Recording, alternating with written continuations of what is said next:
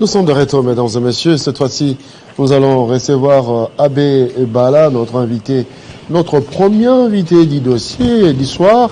Abbé Bala, bonsoir. Bonsoir. Merci d'avoir accepté l'invitation. Eh bien, ancien président du CESAC, il y a eu de nouvelles nominations. Vous êtes au courant au CESAC? Oui, je suis au courant, bien sûr, parce que j'ai suivi l'ordonnance investissant les nouveaux membres du conseil, donc de la plénière. J'en profite pour les féliciter. Féliciter les entrants, féliciter les sortants et les quelques membres, les 4 membres de l'ancienne plénière qui sont restés. Parce qu'il y a 4 membres qui sont restés. C'est vrai que cette ordonnance était attendue depuis longtemps, hein, parce que cette liste date de 2015-2017, au point que, bon, je me pose parfois la question, beaucoup de gens se demandent si, entre-temps, la configuration de ceux qui avaient élu, ceux qui ont été nommés de la configuration de l'institution n'a pas changé entre-temps, parce que l'UNPC a envoyé un candidat là-bas, mais l'UNPC a déjà changé 2 fois de direction depuis 2015-2017. La primature a changé de main. Le Parlement a changé, parce que les 15 membres du Conseil viennent, 1, de la présidence de la République, selon la loi, 2, membres nommés par le Sénat, donc envoyés par le Sénat, 2 envoyés par la Chambre basse, 1 envoyé par la primature, 1 envoyé par l'ordre des avocats, 1 envoyé par la magistrature, 1 envoyé par l'association des parents d'élèves. Vous voyez que c'est vraiment les institutions et la société civile, et les autres membres, les 4 autres, 5 autres viennent de la corporation journalistique, c'est-à-dire 1 qui vient de l'UNPC, n'est-ce pas, comme corporation, 1 qui vient du monde des radios. Moi, j'étais venu, par exemple, du monde des radios communautaires, j'étais représentant des radios, et il y a un membre qui vient du monde de la télévision, un membre qui vient du monde de la publicité, un qui vient de la presse écrite. Lorsqu'on avait fait ce vote là-bas, c'est vrai, ça date de longtemps. Il y a aussi le fait que, bon, la loi dit que nous avons un mandat de 4 ans renouvelable une seule fois. On ne peut pas faire 3 autres mandats. Celui qui a fait l'ordonnance a pensé qu'il fallait laisser, peut-être pour une certaine continuité, il a laissé des membres qui ont déjà accompli les 2 mandats. Hein, ceux qui sont restés. Donc c'est la volonté du législateur. Mais normalement, on ne peut pas faire plus de 2 mandats. Hein, c'est un mandat. Eh bien, ça serait dit là-bas. Bon, maintenant, nous sommes en train de demander. Nous avons appris qu'ils ont été présentés, les nouveaux membres ont été présentés au Parlement, ils ont été présentés au Sénat. Nous leur souhaitons la bienvenue dans la régulation. Nous leur demandons de faire les choses selon les règles de l'art. Parce que j'ai vu que il y a un qui a signé comme président du bureau d'âge. Normalement, le bureau d'âge est mis en place après une plénière où tous les membres choisissent et désignent le bureau d'âge composé du plus âgé et des 2 qui sont les moins âgés. J'ai trouvé ça un peu peut-être précipité, hein? Peut-être que les gens n'ont pas encore bien lu la loi sur le CESAC ni le règlement intérieur. Il faut des étapes, il faut une notification. Ils ont été présentés avant notification du directeur de cabinet. Ils ont été présentés au Parlement. Ils doivent se réunir pour faire leur règlement intérieur, le faire accepter par la Cour constitutionnelle pour qu'ils puissent commencer le travail. Ils ne peuvent pas commencer sans l'acceptation du règlement intérieur. Puis ils vont se réunir pour désigner les membres du bureau. Ils vont donc voter les membres de leur bureau. Ce sont des étapes que la loi a prévues et le règlement intérieur. Je souhaite donc que tout se fasse selon le règlement. Et donc, pour le moment, en principe, l'ancien bureau du CESAC expédie les affaires courantes. C'est pour que l'opinion ne puisse pas... Beaucoup de gens me posent des questions comme le tout premier président du CESAC. C'est donc normal. Merci voilà.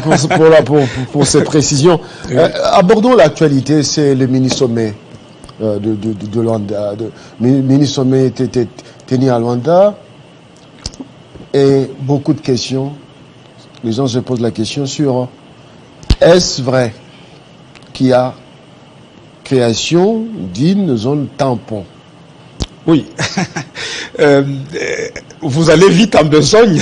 Vous commencez par justement. C'est la grande question qui fâche. Oui. Oui. Laissez-moi dire d'abord que depuis le moment où nous analysons ce processus de Nairobi dont nous avons parlé, dès le départ, vous vous rappelez que j'étais en train de dire que ce processus était piégé et qu'il fallait que les Congolais soient beaucoup plus intelligents que les intelligences de ceux qui ont concocté ce processus. Et qu'on n'y entre pas les yeux baissés, parce que nous connaissons les intentions des uns et des autres. Ils ne font pas toutes ces choses pour nos beaux yeux. Vous vous rappelez, pour un petit rappel, vous souvenez que c'était juste au lendemain de notre adhésion à l'EAC, que tout de suite on a mis la question sécuritaire sur la table. On a organisé un mini-sommet qui concernait le Congo, comme si ailleurs il n'y avait pas de problème. Il y a des problèmes au Burundi, il y a des problèmes partout, mais on s'est concentré sur nous et on nous a sorti un processus comme ça avant même que la plénière de l'EAC n'ait accepté l'adhésion de la RDC. Vous voyez, dès le départ, il y avait des intentions que moi je ne trouvais pas bonnes pour nous.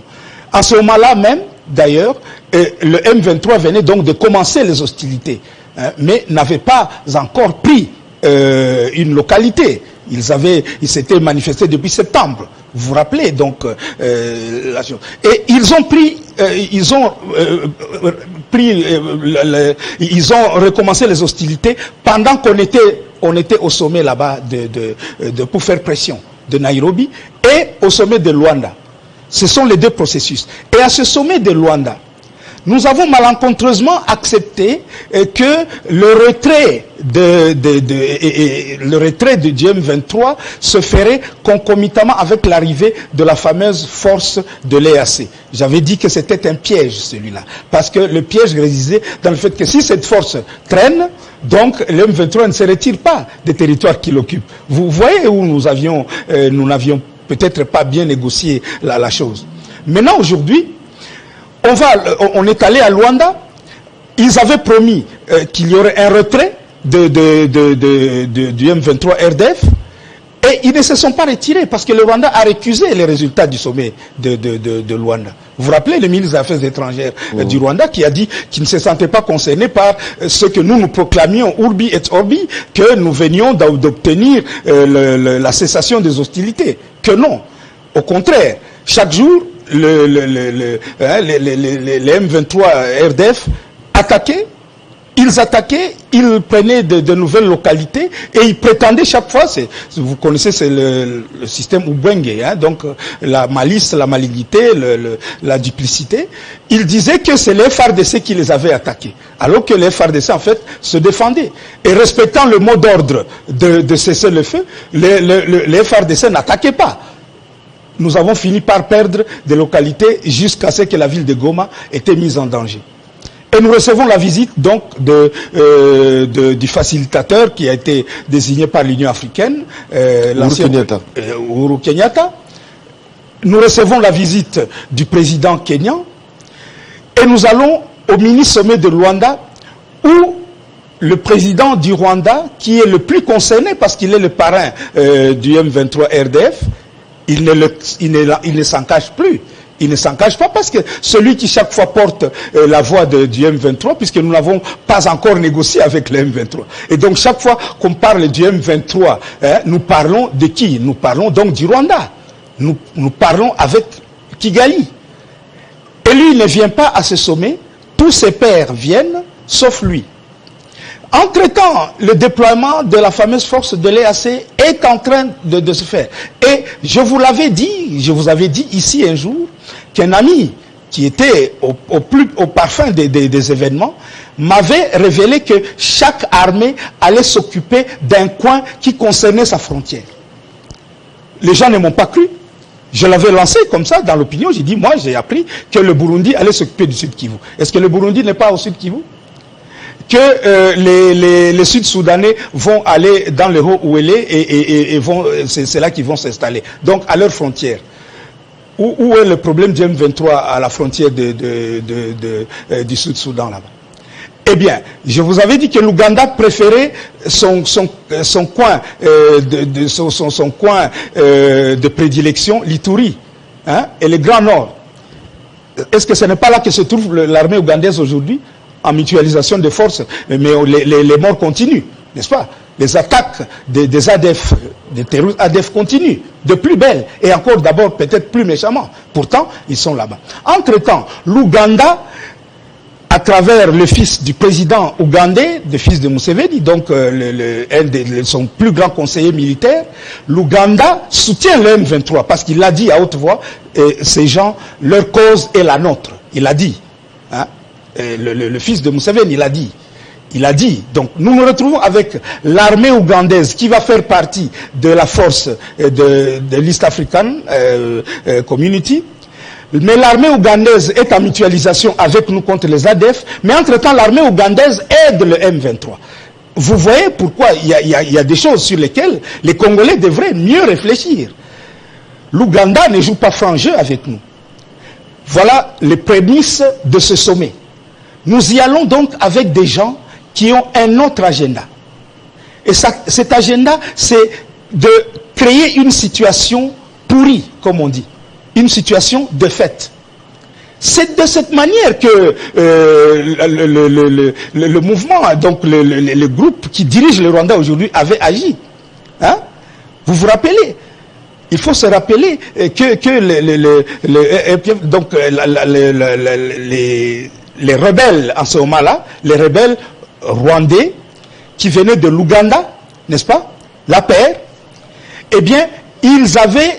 Lorsque Mobutu avait envoyé de l'aide à Biarimana pour les chasser, ils étaient allés s'installer à la frontière et ils ont occupé une partie du Rwanda, mais qui se trouve à la frontière avec l'Ouganda.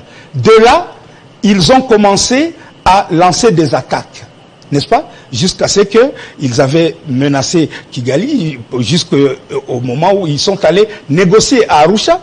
N'est-ce pas? Ils ont négocié à Arusha, mais l'armée de la paix était déjà dans la capitale, selon les accords qui avaient été faits. La conséquence, vous la connaissez. L'avion de Abiyarimana a été abattu avec 2 présidents Hutus dedans. Le problème n'est jamais fini et il y a eu le génocide. Vous comprenez? Eh bien, maintenant, nous nous retrouvons dans la même situation aujourd'hui. Nous acceptons, on nous dit que le M23 va se retirer jusque vers les collines de Sabinyo. Mais c'est au Congo, ça. C'est au Congo. C'est dans Rutshuru, donc c'est au Congo. Ça signifie que cette force terroriste, nous, Congolais, qui accusons le Rwanda d'agression, nous acceptons qu'une force terroriste... Nous acceptons la création d'une zone tampon. Nous acceptons que ces gens s'installent et soient cantonnés. Est-ce qu'ils seront cantonnés? Est-ce qu'ils seront désarmés? Voilà le problème. Qui va les désarmer? Qui va aider à les désarmer? Qui va surveiller leur cantonnement? On nous dit la MONUSCO, on nous dit la force de l'EAC, on nous dit l'Union africaine. Parlons-en. Alors la MONUSCO est un mandat, est en train de travailler à son départ. Elle a montré jusqu'ici qu'elle ne pouvait pas réagir parce que les chefs de la MONUSCO eux-mêmes, c'est-à-dire le secrétaire général de l'ONU et aussi la représentante du secrétaire général de l'ONU, Madame Bintou, ont dit devant les Nations Unies et devant le monde que le M23 RDF a un armement sophistiqué qui est supérieur à l'armement de la MONUSCO. Comment vous allez surveiller des gens qui sont plus armés que vous? Ça devient difficile. La MONUSCO est en difficulté actuellement avec la population là-bas. À un moment donné, ils ont voulu évacuer des civils. On les a attaqués. La population est allée enlever les gens dans les camions en pensant que ce sont qu'ils sont en train d'infiltrer des gens du M23. Ces soupçons-là et ce manque de confiance fait que vous confiez une tâche à quelqu'un qui ne peut pas la faire. Mais pourquoi les autorités congolaises peuvent signer ces documents avec autant d'état? c'est maintenant, là je vous ai donné le verre à moitié vide, n'est-ce pas? C'est-à-dire les faiblesses, je vais continuer les faiblesses de cet accord. Je vais en montrer les forces maintenant, n'est-ce pas? Ces faiblesses, nous les connaissons. Le fait que le président rwandais ne soit pas venu, cela signifie qu'il ne va pas appliquer. D'ailleurs, le M23 s'est fendu d'un communiqué hier, je crois, déjà, en disant qu'il ne se sentait pas concerné par les résolutions qui ont été prises là-bas à Luanda. Bon, donc nous connaissons la chanson déjà, hein, nous savons comment ils agissent.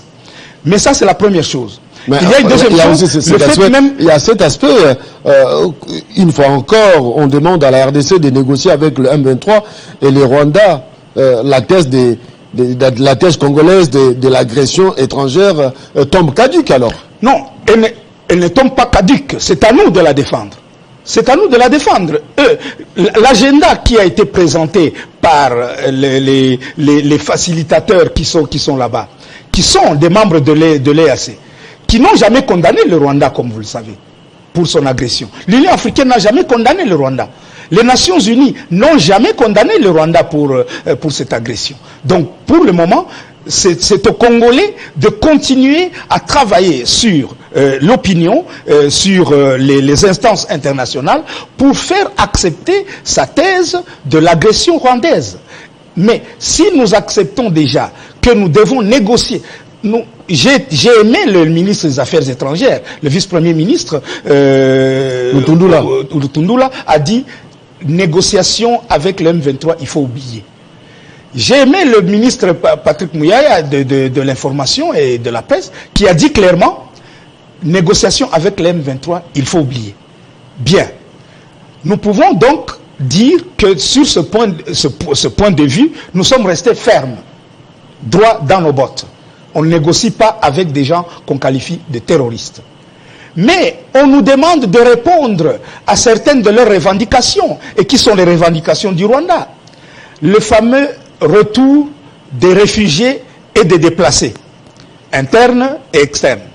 Les réfugiés, pendant que le HCR et toutes les autres instances qui avaient travaillé là-dessus, je vous rappelle que nous étions allés après 2013, nous étions allés visiter les camps, nous avons trouvé vides. Mais on dit qu'il y a près de 55 000 Congolais, n'est-ce pas, qui vivent au Rwanda, qui sont là, qui sont réfugiés, parmi ceux qui avaient été déplacés pendant les différents conflits au Nord Kivu. Et eux sont en train de présenter une liste de 300 000 personnes. Ils disent qu'il y a 300 000 personnes. Vous ne pouvez pas les localiser. Vous ne savez pas où ils sont localisés. Mais quand vous entrez quand vous entendez leur discours, ils disent qu'il y a 175 000 au Rwanda, en Ouganda, 125 000. Donc ils sont en train de tabler sur une population de 275 000. Où vivent-ils dans ces pays qui sont exigus? Où peuvent-ils tenir 200 000 personnes? C'est beaucoup de monde, n'est-ce pas? Vous comprenez que quelque part, il y a un sujet... 200 000 personnes, c'est le stade de martyrs rempli à déborder des fois. Ah, voilà. Et comment vous faites pour vous devez réfléchir, donc nous devons réfléchir sur cette question des réfugiés. Et puis, on dit qu'on va faire les gens qui vont, les groupes armés, hein, congolais, même ceux qui appartiennent à la nébuleuse Maïmaï et ceux qui font ce qu'ils appellent la défense populaire, n'est-ce pas, du peuple, on leur demande de déposer les armes, n'est-ce pas? On demande qu'ils entrent dans le processus du projet PDDRCS, c'est-à-dire le programme de désarmement, de mobilisation, relèvement communautaire et stabilisation. Ce programme sur lequel personnellement, j'avais travaillé. Vous vous rappelez que j'étais l'expert pour les instances de nos bailleurs et aussi des gouverneurs du Nord Kivu, du Sud Kivu et de l'Ituri. Mais voilà, le problème est celui-ci. Lorsqu'on dit que ces groupes vont aller négocier, vont aller aussi en pourparler à Nairobi, il faut savoir qui ont la légitimité de représenter les autres. Lorsque nous avions fait l'enquête sur ces groupes armés, on en a dénombré 122. 122 groupes qui étaient actifs dans le Nord Kivu, le Sud Kivu et l'Ituri. Mais ceux de l'Ituri ne sont pas concernés par ce processus. Le professeur, on n'a pas assez de temps. Je voudrais... Mais il y a des questions que les Congolais se posent. Oui. Là, vous parlez comme un spécialiste, c'est bon, mais il y aura création d'une zone tampon, oui ou non? Est-ce que ces mini-sommets consacrent à la création d'une zone tampon? C'est dit, noir sur blanc. C'est dit noir sur blanc dans l'accord. Il y aura une zone tampon entre notre armée et les terroristes du M23 qui sera contrôlée. On dit qu'ils vont être d'abord cantonnés dans une zone sous contrôle des FARDC, mais qui sera contrôlée par le mécanisme, le fameux mécanisme qui existe déjà depuis la CIRGL, le mécanisme de vérification conjointe qui existe. Et le contrôle se fera aussi par la MONUSCO, dit-on. Le mécanisme de vérification ad hoc. Oui, ad hoc. Et par la force de l'EAC qui va être à ce moment-là déjà déployée sur le terrain. C'est là l'opérationnalisation. Cette zone tampon, quelles sont la longitude et la latitude de cette zone tampon? Ça va d'où jusqu'où? On ne l'a pas dit. On a dit qu'il y aurait rencontre des spécialistes, des ministres ou des experts qui vont aller le faire. Donc, nous ne sommes pas sortis de l'auberge. Peut-être que Goma est sauvé de façon temporaire. Mais si nous entrons dans cette logique d'une zone qui va échapper au contrôle étatique de la République démocratique du Congo, c'est que nous n'avons pas engrangé grand-chose. Parce que pour nous, Congolais, pour le gouvernement congolais, on n'a pas à négocier la question de la terre et de la souveraineté. Ça ne se négocie pas. Depuis l'ancien président, quand nous étions allés en négociation, il nous a dit on ne négocie pas ça. D'ailleurs, si nous avions échoué en 2012, l'échec des négociations de Kampala en 2012, c'était quand ça s'est arrivé sur la table. Il nous a dit retirez-vous. Et c'est comme ça qu'il a choisi d'utiliser quoi? La force. Et il a tapé sur le M23 en 2013. Parce qu'on ne pouvait pas accepter cela. Donc maintenant encore, nous n'avons pas accepté cela. Donc la positivité de cette négociation, c'est le fait qu'elle se soit tenue et que désormais, nous savons qui fait quoi et où on va. Parce qu'il y a une feuille de route. Et que on nous demande d'entrer en pourparler avec le Rwanda. Parce que c'est le Rwanda qui pose problème. Merci. Nous devons donc parvenir. Alors, là où le président de la République a réussi quelque chose, il a réussi d'abord à gagner du temps. Parce que pendant ce temps, nous pouvons aussi faire comme eux. Nous pouvons faire fight and talk, talk and fight. Nous pouvons réorganiser notre armée. Nous pouvons assurer la montée en force de notre armée. Et vous savez que nous avons, j'ai entendu le ministre de la Défense, le docteur Gilbert Kabanda, l'autre jour à la conférence avec tous les professeurs de l'UNIKIN avant-hier et hier. C'était quoi? C'était sur justement la sécurité dans les Grands Lacs et dans notre zone. Et il parlait du fameux texte de politique nationale de défense. Il disait tant que nous n'aurons pas nous-mêmes les moyens de nous défendre, tant que nous ne fabriquerons pas nos armes, parce que nos ancêtres n'ont jamais été acheter des armes ailleurs. Ils les fabriquaient eux-mêmes pour se battre contre l'ennemi. Très bien. Il a demandé que tous les chercheurs fassent tout pour pouvoir aider à la montée en puissance non seulement de notre armée, à la qualité du recrutement dans notre armée, n'est-ce pas? Mais surtout à ce que nous puissions avoir vraiment une industrie de l'armement. Je vais vous récupérer le jeudi prochain. Oui. Parce que vous aurez tous les temps possibles. C'est notre pays, on a les droits de le défendre. Exact. Et chacun doit jouer sa partition. Professeur Bahala, merci. C'est moi qui vous remercie. On marque une petite pause pour la suite. La